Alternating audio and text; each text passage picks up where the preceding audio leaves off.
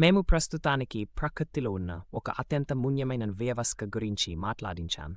అది చెట్లు.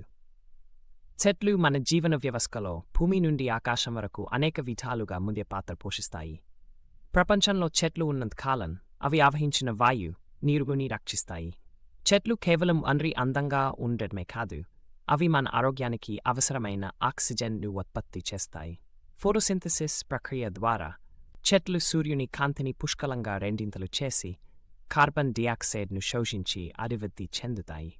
ఈ ప్రక్రియ వలన జరిగే ఫలితాలు ప్రపంచంలోని అన్ని జాతులకు అతమూయమున్నాయి. అయితే చెట్లకు సంబంధించి కొన్ని అవరోధాలు మరియు సవాళ్లు కూడా ఉన్నాయి. వనరుల కాపాడడం, వనోనాశనం మరియు పర్యావరణ ఉష్ణోగ్రత పెరుగుదల వంటివి చెట్లపై ప్రతికూల ప్రభావం చూపే అంశాలు. వనాలతో పాటు మనం సృష్టించే ప్లాస్టిక్ వ్యర్థాల వంటివి కూడా చెట్లపై ఆర్థికంగా మరియు పర్యావరణంపై ప్రభావితం చేస్తాయి. వారు మన చుట్టూ ఉన్న పర్యావరణానికి అనేక ప్రయోజనాలను అందించడమే కాకుండా వారు బ్యాలెన్స్డ్ పద్ధతిలో జీవితం నడిపించడానికి సహాయపడతారు.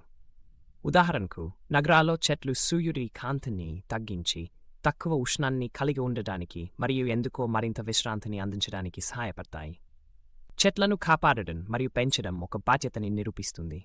ఎలాగైనా చెట్లను కాపాడి కొత్త చెట్లు నాటడం ద్వారా మేము పర్యావరణానికి సహాయపడగలము. ఈ ప్రక్రియ మొత్తం వాతావరణాన్ని మెరుగుపరచడానికి, లోపం తగ్గించడానికి కారణమవుతుంది.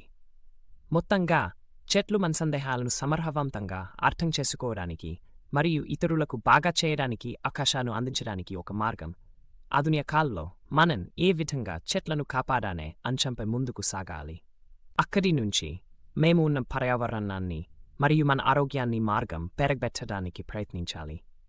మనకు ఈ విజ్ఞానం ఉంటే చెట్లు నమ్మకంగా ప్రకృతిలో మాకు జీవించే మార్గాన్ని అందించగలవు.